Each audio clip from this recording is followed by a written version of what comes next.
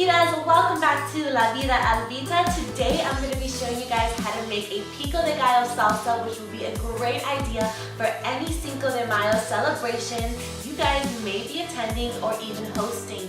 This is also a great idea for just any regular party or any regular event that you guys are hosting or attending. It's a great thing to have. It's a great thing to bring.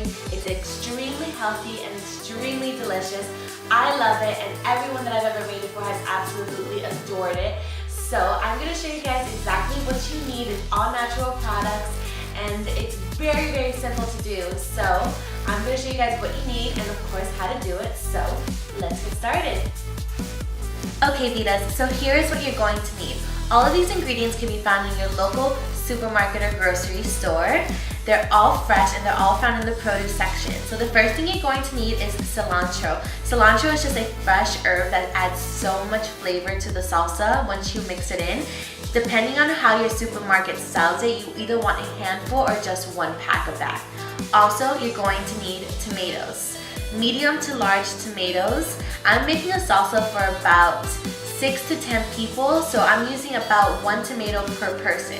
So you can kind of guesstimate it based off how many people are going to be that to get either a medium-sized tomato per person. So you can kind of figure out how much you're going to need based off that estimate.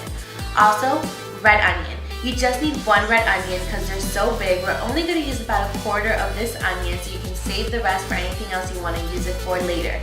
Also, lime juice. You can opt to get actual limes and squeeze the juice out yourself, or just get a natural, pure, 100% lime juice, which is what I have here.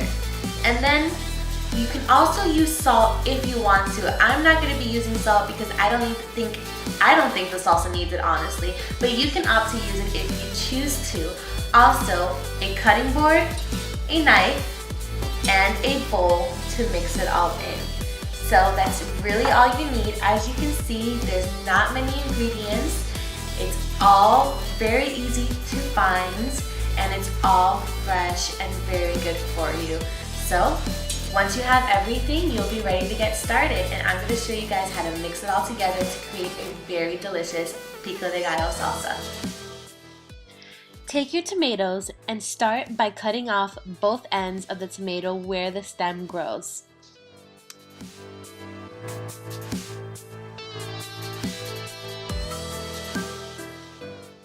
Begin to cut your tomato in thin slices. Once that's done, turn it over and begin to slice them once again. When you're done with that, turn it over once again, and you should be done finely chopping your tomatoes.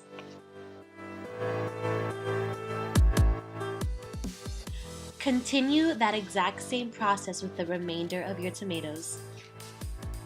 The next step is the red onion. We're going to cut the onion in half. Once we do that, we're going to cut off both ends of the onion as you see me doing here. Then we're going to cut the onion in half and remove the skin from the top layer. Begin slicing the onion in very, very small portions. Once that's done, turn them over and begin to slice them into small minced portions.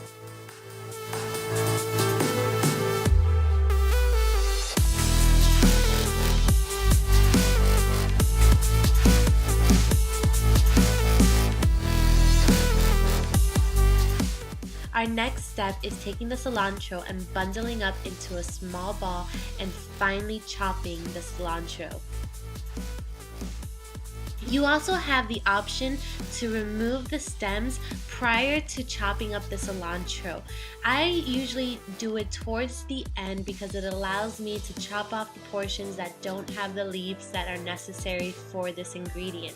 It's up to you. You can do it in the beginning or do it at the end, as you're going to see me do now.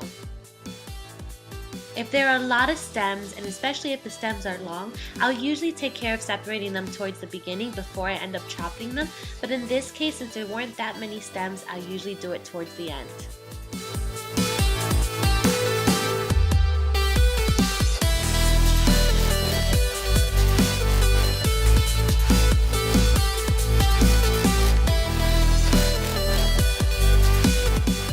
Once everything everything is chopped up and in the bowl, I'm going to add my lime juice.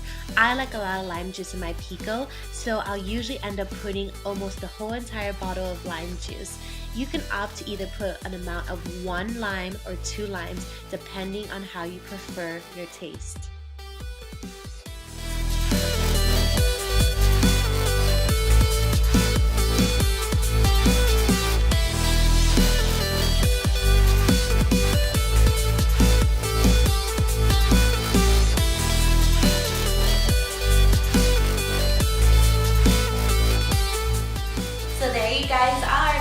Your Pico de Gallo is all done.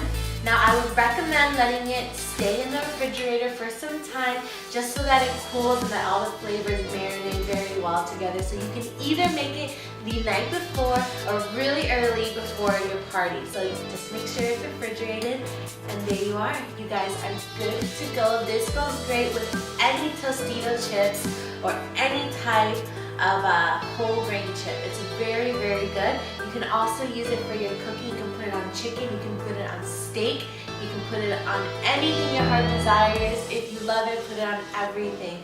I hope you guys enjoyed this tutorial, and I hope to see you back for more.